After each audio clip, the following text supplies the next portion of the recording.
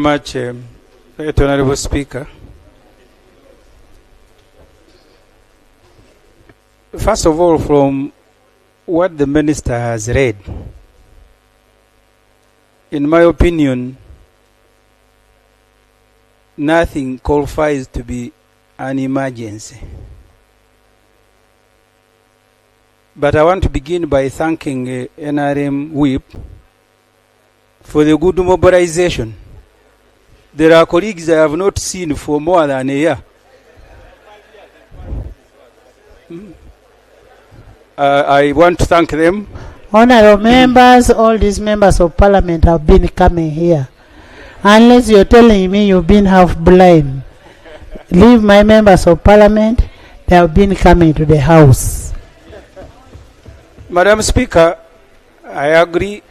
When we are processing the budget, all these seats were empty. But I want to thank them.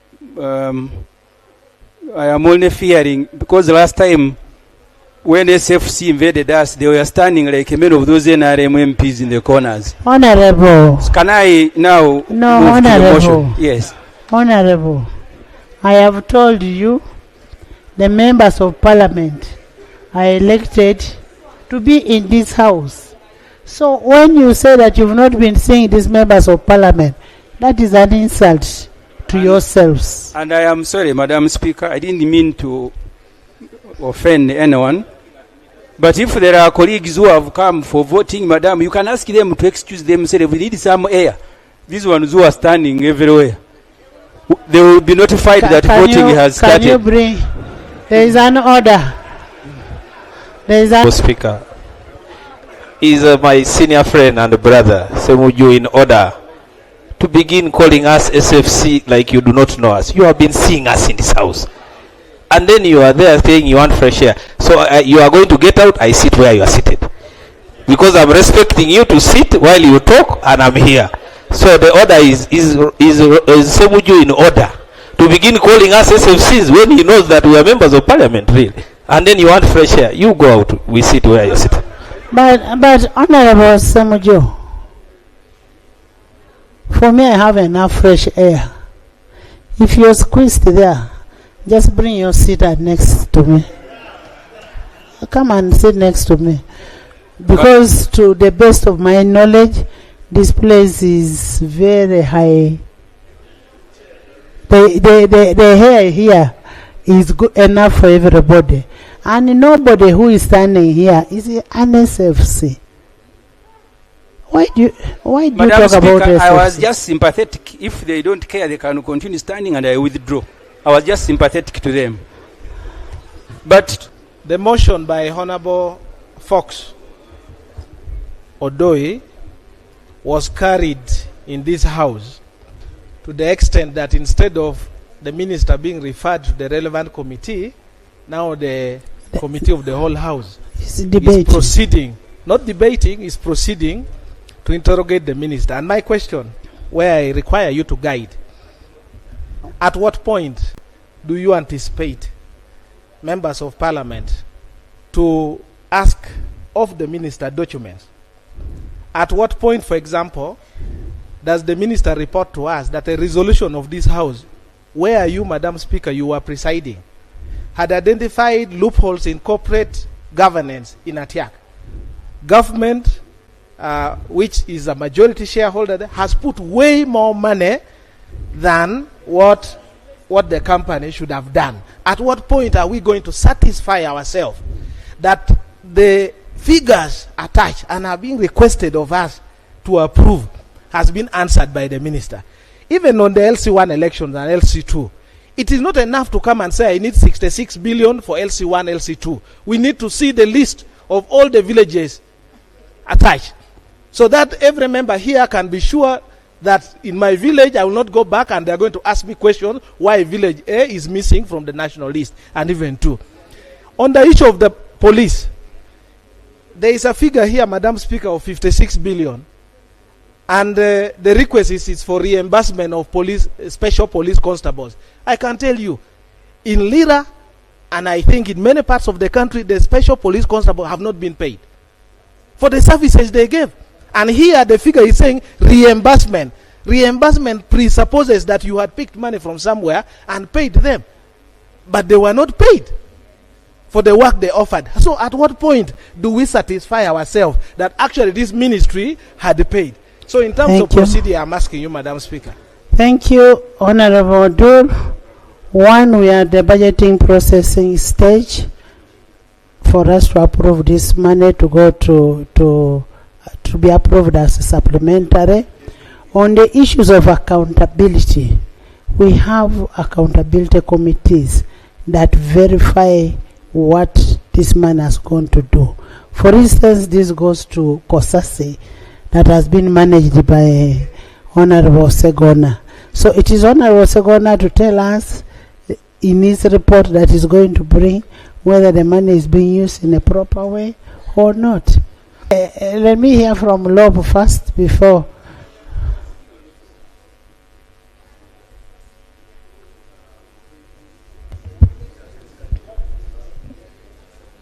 Madam Speaker, you see, there is a reason why our laws are to a great extent very clear. The Public Finance Management Act provides for supplementaries. They are within the law. But there is a coding, there is a justification for supplementary budget. Unforeseeables. I am struggling, really struggling, to understand how unforeseeable some of these things are, in all honesty. That we have got to do it in a haste. You said this is our last supper, our last sitting, you said. I did not say that. You used the words last supper, Madam Speaker. I don't know what you meant. But you used it twice.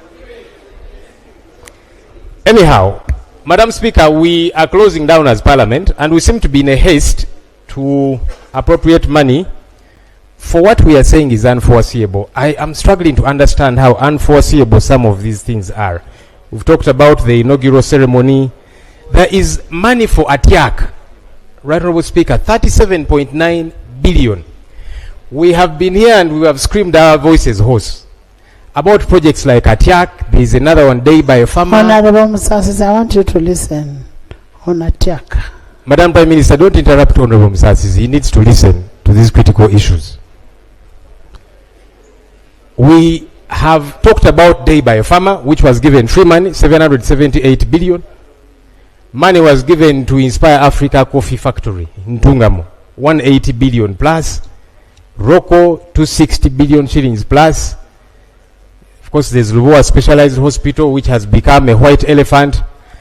We then talked about ATIAC Sugar Factory. So far, 668 billion shillings over the years to ATIAC Sugar Factory.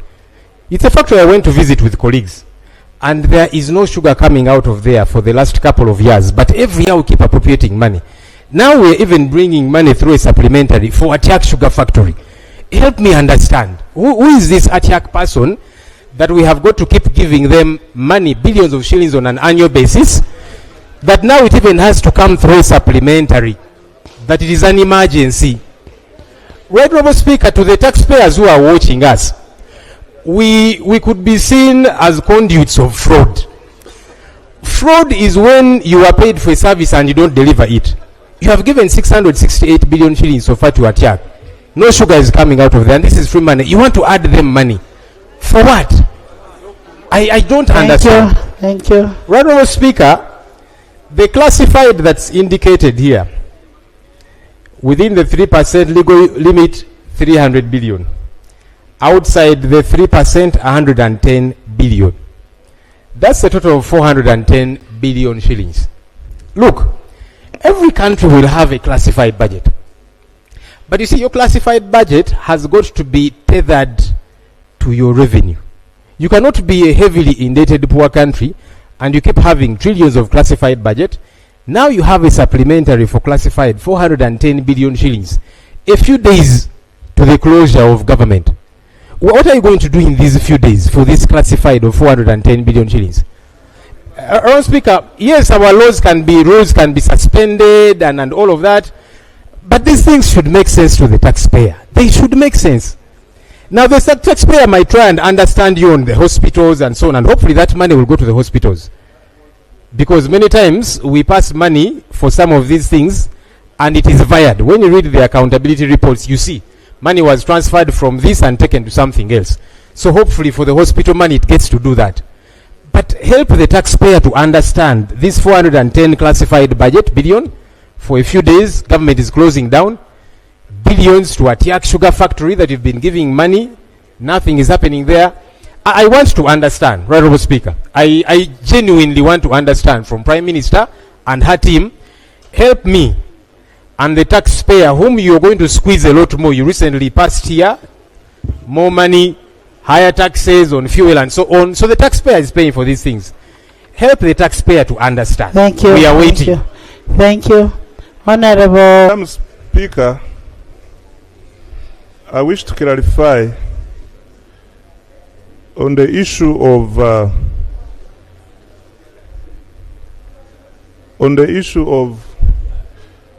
3% and above 3%. Madam Speaker, this schedule, I have justified it in 3 categories. We have expenditures which are within the 3% legal limit, amounting to 519 billion. And here, Madam Speaker, we have already spent. We have come here to seek for retrospective approval of the schedule. And this is where Atiak sugar falls, in the 3% which we have already spent. Thank you, Madam Speaker and colleagues. As all of you know, Atiak Sugar Factory is a project that is supported by government to transform the economy of northern Uganda. Many of you who come from northern Uganda know how important that project will be. Madam Speaker, we have funded Atiak Sugar Factory to do a number of activities.